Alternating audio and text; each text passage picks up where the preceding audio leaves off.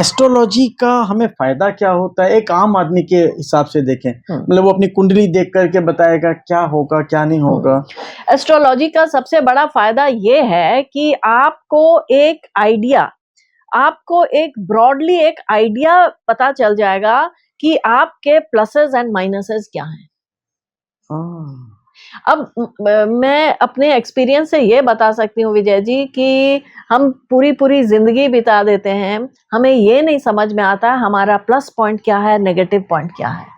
Astrology से बहुत आसानी से ये पता चल जाता है और फिर एक बार जब आपको पता चल गया तो आप उस पर फोकस करके उस पर काम कर सकते हैं, क्योंकि उसके रेमेडीज भी हैं, उसको कैसे आप ठीक कर सकते हैं, आपको क्या क्या बीमारियां होने के चांसेस हैं वो उसका भी आपको पता चल जाता है एस्ट्रोलॉजी से।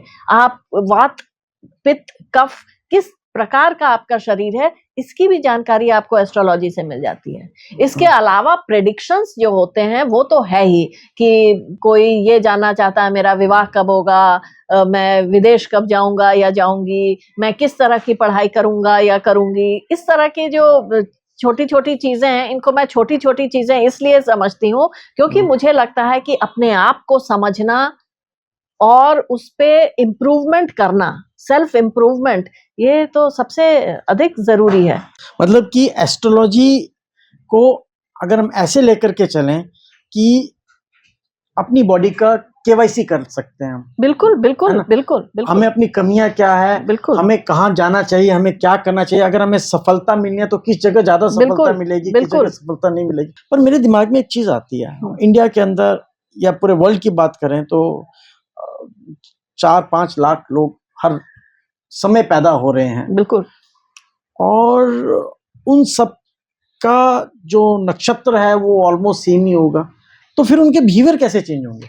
नहीं, उनका नक्षत्र बिल्कुल सेम नहीं होगा। उनका नक्षत्र बहुत एक दिन में पैदा होने वाला सेम डेट ऑफ बर्थ वाले का भी नक्षत्र डिफरेंट होगा क्योंकि समय अलग अलग होगा।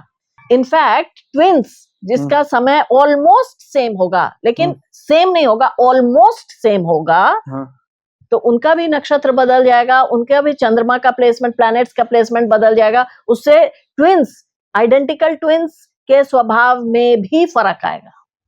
पर इतना डीप में कौन जा सकता है? एस्ट्रोलॉजर्स जाते हैं और वैदिक एस्ट्रोलॉजी उसी डेप्थ की बात तो मैं कर रही हूँ। इतने डेप्थ में हम जाते हैं जब कैलकुलेशन करते हैं टाइम, तो इतने डेप्थ में हम जाते हैं कि नॉर्मली हमारी जो समझ है वो गलत नहीं होती।